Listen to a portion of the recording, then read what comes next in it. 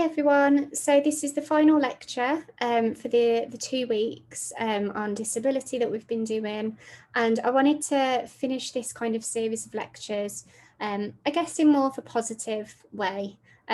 So thinking about actually how we can take this knowledge, this understanding that we've built over the last few weeks and really think differently about disability.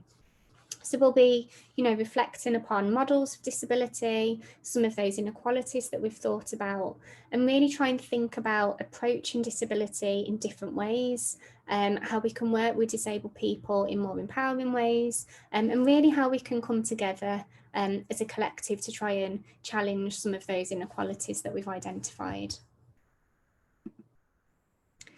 So when we thought about the medical model of disability, one of the key criticisms of this model was that it really locates the medical profession as the expert about disability.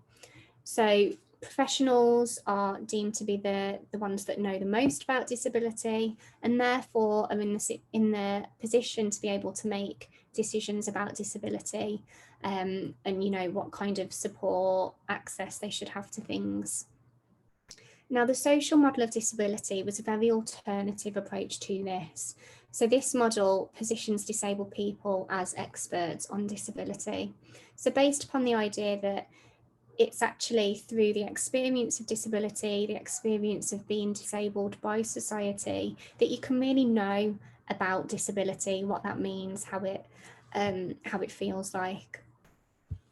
So a key part of the social model that we thought about was the disability rights movement, and the slogan that's on the screen now, "Nothing about us without us," was central to the disability rights movement. So this movement was really trying to push towards greater control by disabled people and really trying to rethink how disabled people are treated and how we come to know about disability. So Ed Roberts, who was a key figure of the disability rights movement in the UK, said that if we have learned one thing from the civil rights movement in the US, it's that when others speak for you, you lose. And I think this really powerfully illustrates that, you've got to have an experience of something to be able to really truly understand it and to be able to then make a difference. And that, medical professions, whilst they might know about, the biology of impairments and diagnosis, treatments, all of that kind of thing, actually the experience of disability is something that we can only really know by having that experience. And so if we want to know about that experience, we need to go to disabled people to learn about that. So an area that the disability rights movement has been particularly influential in is doing disability research and really doing disability research in different, more empowering ways. So historically, disability research was very, very located in the medical model, and actually in other disciplines, in the scientific disciplines, psychology, this tends to continue. So disability research is still very much underpinned by a medical model of disability. This kind of research is about doing research on disabled people. So disabled people are just kind of subjects to be researched on. And what we want to encourage you to think about, and the whole mantra of nothing about us without us, is challenging those inequalities in the research process and pushing towards greater inclusion of disabled people in that process.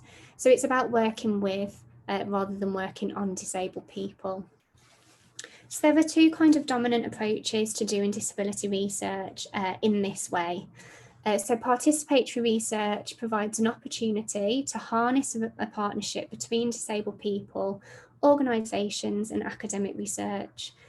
So participatory research is, a key part of this is the bringing together of disabled people with research, with organisations, with community workers, to be able to work together and, really harness those relationships, that partnership, as a means of really knowing about disability and being able to implement those changes. So again, something really key to participatory research and emancipatory research as well, is that this research, it's not just about researching for the sake of knowledge, it's about researching for impact. So what kind of positive impact and changes can this research create and lead to? Now, emancipatory research goes that little bit further than participatory research. Emancipatory research would argue that disability research needs to be done by disabled people. So disabled people need to have full control of the research process. So this includes controlling, topics to be researched, research design, planning, conducting research, analysis, so that disabled people are actively making these decisions across the whole process. So it's about creating an environment where disabled people are empowering themselves. So this is, not just working with disabled people like participatory research is, but that disabled people are doing the research. And, there's a lot of kind of difficulties that come with this. So in practice, emancipatory research can be quite difficult to achieve. So for me, for example, I would say that I'm a disability researcher, but I don't identify as disabled or having an impairment. So for me, it's about working towards participatory research and ensuring that I'm really harnessing that partnership and working with disabled people in collaborative and creative ways. But this is a kind of tension that, next year and in final year, if you are doing disability research or actually any research with marginalised groups of the population, it's something that we can really kind of come back to think about in terms of how we position ourselves within that process. So it's not just through research that we can rethink how we engage with disabled people and come to know about disability. So a huge barrier that many disabled people report is that level of awkwardness, that, people around them are awkward and actually in many cases actually just avoid disability and disabled people. So disability is still really kind of heavily seen as a taboo topic. It's something that we feel awkward talking about and awkward being around disabled people.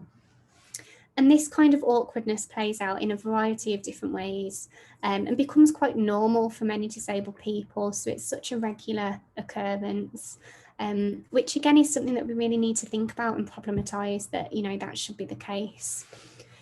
So, this could be things like people avoiding eye contact with a disabled person or, crossing the road to, avoid any kind of chance of interaction. So these just like mundane little things that can happen based upon this sense of awkwardness. So there's some statistics on the slide at the moment that kind of present some of the ways that this awkwardness can play out as well. So 1 in 2 never started a conversation with disabled people. 43% of people don't personally know anyone who's disabled, and 2 in 3 Brits feel awkward around disabled people. So there's a few other figures there. But what I really want you to try and think about with these figures is, do they surprise you? So are you surprised that 2 in 3 people feel awkward around disabled people? Or actually, is that a figure that you can relate to? And if that's the case, is that because you yourself potentially feel awkward around disability? Please remember that if you do relate to any of these figures, that doesn't make you a bad person. It actually provides you a really, really good opportunity to challenge and confront that awkwardness, to reflect upon why maybe you feel that awkwardness, and then, kind of confront that head on.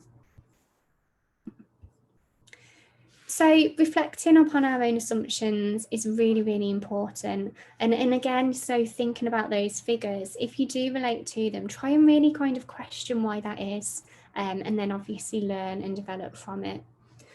So in 2016, Scope began a campaign to end the awkwardness around disability.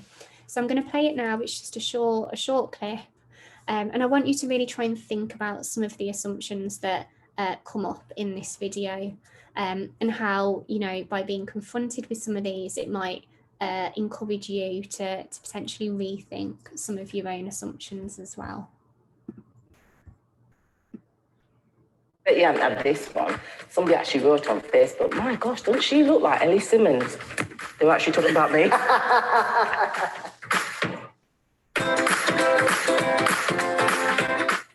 Tell me you know more about my impairment than me. Oh my goodness, this. My condition's called osteogenesis imperfecta, so brittle bones, and people get confused thinking it's osteoporosis. So they go, have you not just tried drinking more milk? Honestly, just drink more milk and your bones will get better, honest. Or cheese. Have a bit of cheese. Wow. So I always get people like, oh, my friends, cousins, boyfriend's dog had that, and then they died of it. Have you tried walking? Yeah, I've tried that one actually. Yeah, thank you. The only people that know about our impairment more than me is no one. It's me. Making assumptions about your disability. Yep, that happens a bit, doesn't it? That happens a lot. People assume that I don't speak. People assume that I speak. People assume that I don't sign. People assume that I sign. A lot of people assume that I can't drive as well. Yeah. That's my favourite. Which obviously I can. When we get placed on the carpet, that was a long drive, mate. I wouldn't know. I get people assuming that I'm paralysed because I'm in a wheelchair. Yeah, heaven forbid you stand up and get out of your wheelchair because you are miraculously cured. But it's when they kick you or drop things on you and things, you know, that it's like, ow. I'd like people to just give me the respect and think, this person lives with this condition every day. She probably knows what's best for her. Ask inappropriate questions that you wouldn't ask. I get, like, where to begin? Someone says, did you have an accident? I think, oh no, like, what did I do? Maybe I've like cut my face or I look really busy or stressed or something. And what they mean is why you're in a wheelchair. What a sexual question. All the time. Just men coming up to you saying, can you have sex? Before they even say hi. If it's someone you know or you're working with or your friends and they say, by the way, or just ask a question, that's completely fine. Yeah.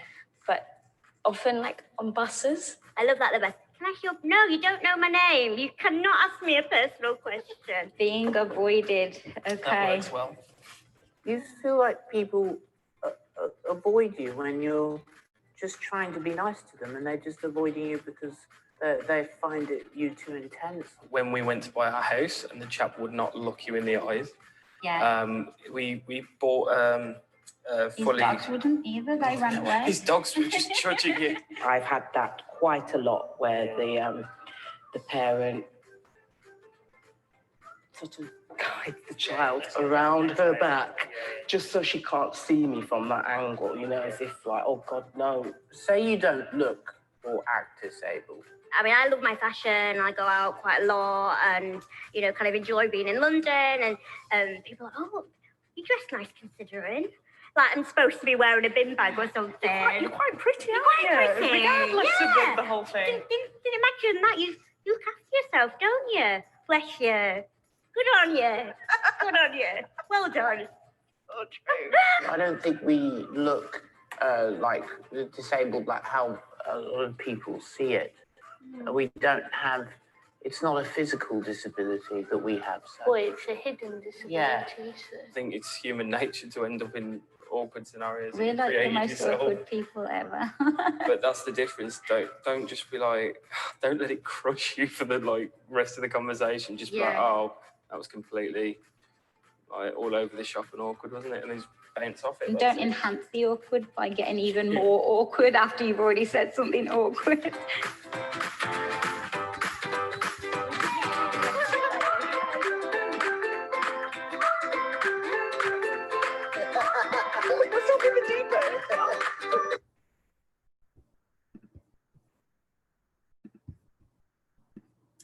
So hopefully you enjoyed that video.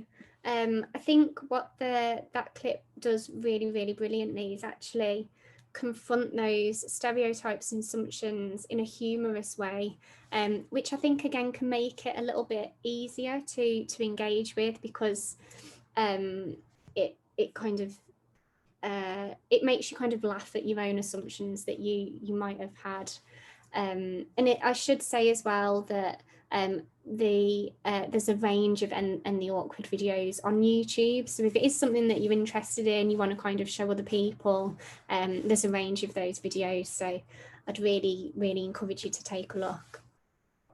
So doing this reflective work, then, we've said, is really important, and that actually if you're going to be working with disabled people or other marginalised people in the community, Sue Riggle says that this reflection is kind of key and fundamental. So she says that the most effective practitioners are those who are self-aware, reflective, and who devote time to developing themselves, as well as focusing on tasks. So it's this, that we actually learn by our own mistakes, and we learn by engaging with other people and, having these honest and open conversations. So a final thing that I wanted to draw your attention to is the work that's already been done in the community. So a lot of work is being done by disabled people's organisations up and down the country, and these organisations are run by and for disabled people. So what this means is that the organisations, they're run by disabled people. So disabled people are part of the management teams, organising committees. They have control about the types of issues that they get involved with, how that's done. It's really a platform to so that disabled people can share experiences and create changes within society, within their local community, that they feel is important. So as part of my PhD project, I worked with a number of disabled people's organisations, and one of them was based in Leeds, and they were called Leap One. So Leap One are a disabled people's organisation which provides employment opportunities, training, educational opportunities for members. So members are, again, like I said, they make decisions, they're part of the organising team. It's a really, really great environment, and just being part of it for the research, I found was a really lovely kind of great experience to be part of. So something that this organisation in particular have been really heavily involved with is raising awareness of hate crime and mate crime against disabled people and people with learning difficulties. And one way that they've done this is actually working with local schools and doing drama performances for school children. So I'm going to put the video on and then I'll bring you back and we'll share. I can share a few reflections of that. But I think watching the video will give you a much better idea of what the potential work that can be done in the community by these organisations that are already kind of out there.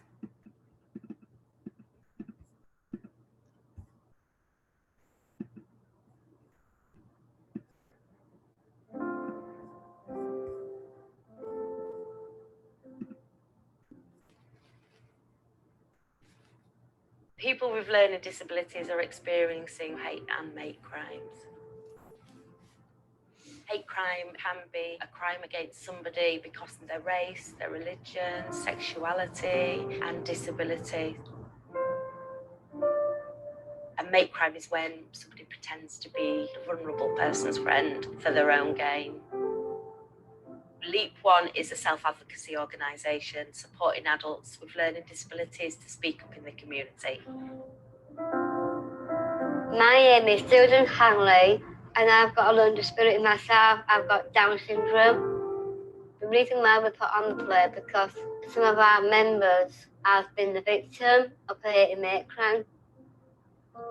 I'm one of those people who are very passionate about what I do. I feel that I want people with disabilities to be heard, supported, not just people with disabilities. Anyone can get victimised.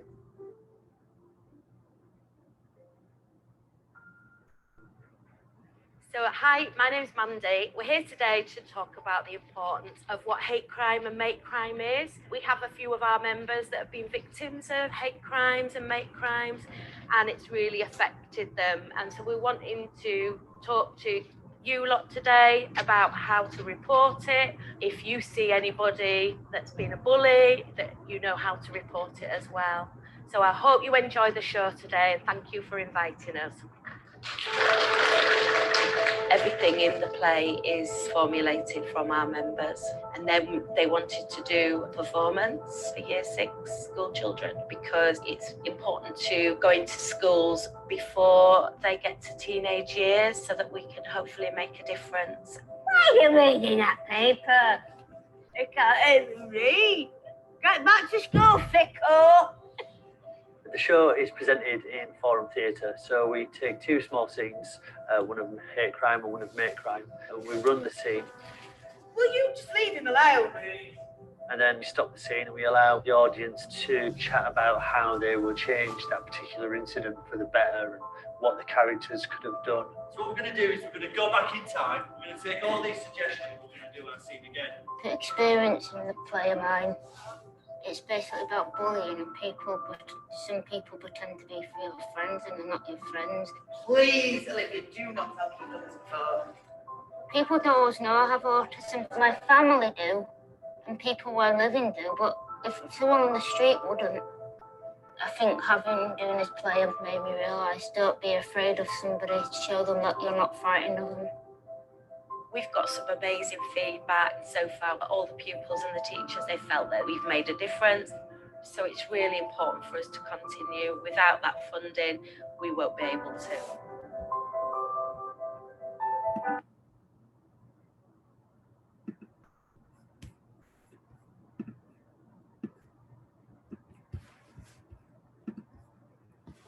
Okay, so hopefully you enjoyed that clip as well.